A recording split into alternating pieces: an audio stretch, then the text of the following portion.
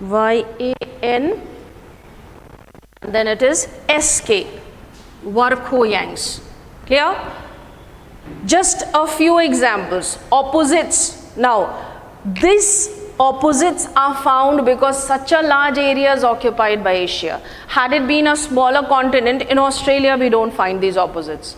In any other continent, Africa is the second largest, we don't have such extremes. Clear? So these extremes are found in Asia, and these have to be remembered. Few other facts other than these, like you should know the largest lake is in Asia. All of that you will be doing on the map. That is why you learn it accordingly. The largest lake, the deepest lake, the largest lake is, if you will look at the map over here. But we don't call it a lake, we call it a sea. It's called Caspian Sea. That is the largest lake.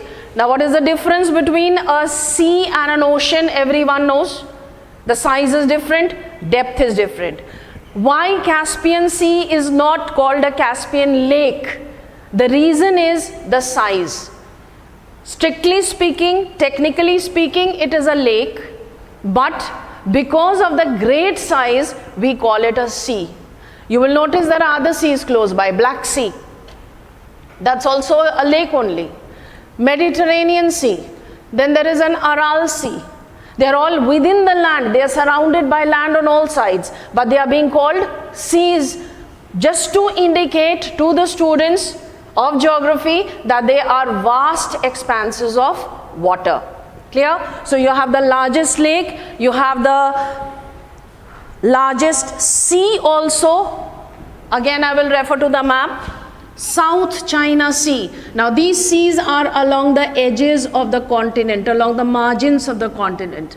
You will have to learn how to label them, the exact position, because the place is very little.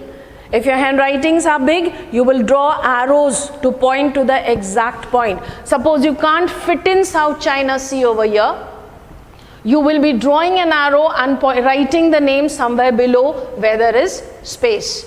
So this is the largest sea along the edge of the land. Clear? So these are certain facts and figures you need to remember about Asia. Now for this I would like you to note down an answer, because you always get this question, why is Asia called the land of contrasts? You have understood it, but I want you to write the answer. Now please remember, in class 8, there is a very big difference from the manner in which you answered questions in class 7. Clear? We start the ICSE pattern of marking. So you have to learn the ICSE pattern of answering. If you just learn big paragraphs from the book and write as answers, you may not be getting full marks. Because we basically look for facts and figures. How to frame the answer? One example I am giving. So please note down how you will frame this answer as to why Asia is called a land of contrasts or a continent of contrasts. It is so called because Asia covers a vast land area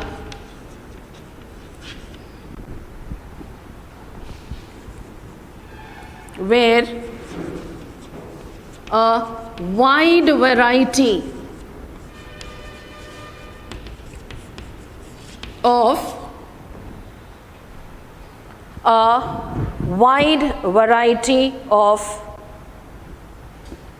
relief. Relief means type of landforms, mountains, plains, plateaus, okay? Wide variety of relief, climatic conditions,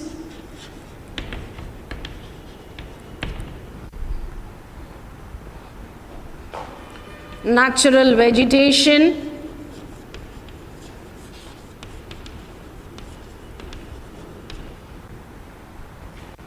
religions,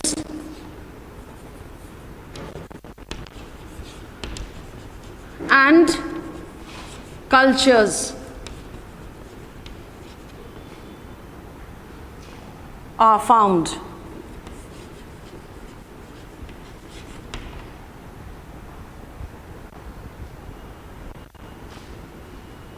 It is also a continent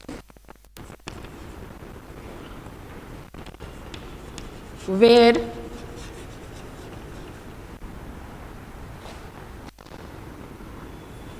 opposite or contrasting extremes are found.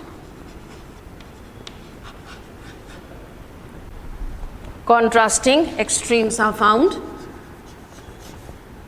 Clear? And then you can mention, for example, there are extremes which I told you, the highest place, the lowest place, the wettest place, the coldest place, driest place. Those examples you can add on, that will complete your answer. So this is just one type of reasoning question which you may get on why it is called the continent of contrasts.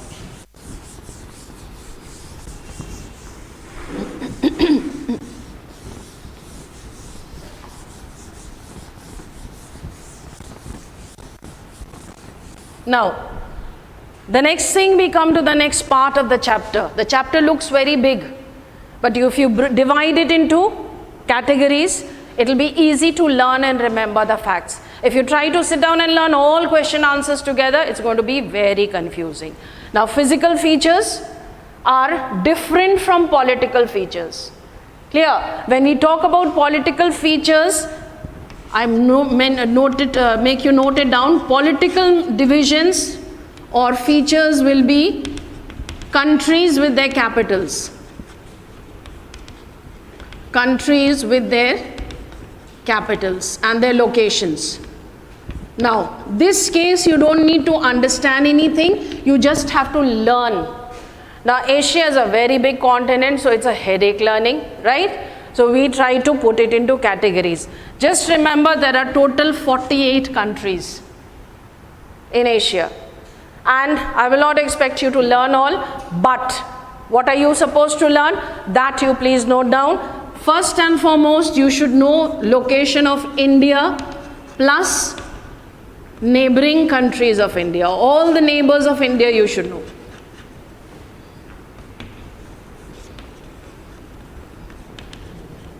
And in the map which I have shown by the side, the neighboring countries, the outlines I have given you. Approximately you should know the outlines so that your labeling is correct. Okay? India and the neighboring countries. Now, we will count it out so that you don't miss out on anything. If you will look at the map, amongst the neighboring countries, India is very big. So no problem there. India, that's number one. Then we move to the north, Nepal and Bhutan, two tiny countries. Clear? Nepal and Bhutan, you can see I've tried to color them with different shades. Then on the eastern side is Myanmar. Come down below, Sri Lanka, I missed out on labeling it, it's an island country. On the western side of Peninsular India, very small dots they are. Okay, that is Maldives. Maldives, Maldives. And that happens to be the smallest country of Asia. So that is a vital information. Clear? Maldives is another neighbor. Pakistan, everyone knows that neighbor. No doubts about that. One more neighbor we count over here, and that is Afghanistan. Because a small portion of Afghanistan in the extreme north, it shares its border with India. All these countries are sharing their borders. So we call them as neighbors of India. 1, 2, 3, 4, 5, 6, 7, 8. Are we getting 8 countries? Or is it 9? Counting all these, you are getting 8. Okay. Then the second lot of countries which you should learn is island countries. All the island countries.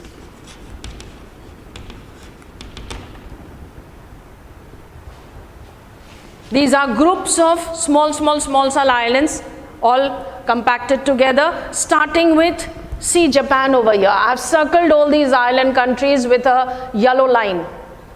Leaving the topmost island, that is not a part of Japan, the remaining these small broken bits of land masses, they constitute Japan. So you should know about Japan.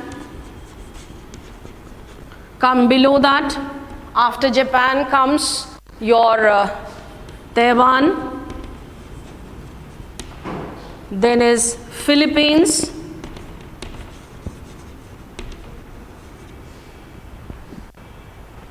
then you have Malaysia,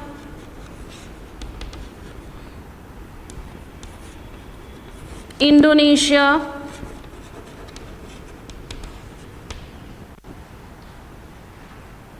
and Maldives and Sri Lanka are already included otherwise. So many island countries you should be knowing. Mainly the confusion arises between Malaysia and Indonesia. Clear? Again, I will focus your attention on the map once again. Very small portions are there. Malaysia has been highlighted with a brick red color. Part of Malaysia is a continuation of the main landmass. Clear? And another part of Malaysia is a continuation of the next island, that's known as Borneo.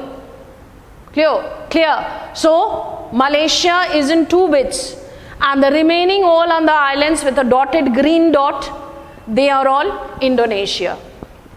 So there the confusion rises. When you're doing map work, be careful. Clear? So all these countries with their capitals you will be learning. Few more names you should know. You should know the largest countries of Asia, and it is very obvious.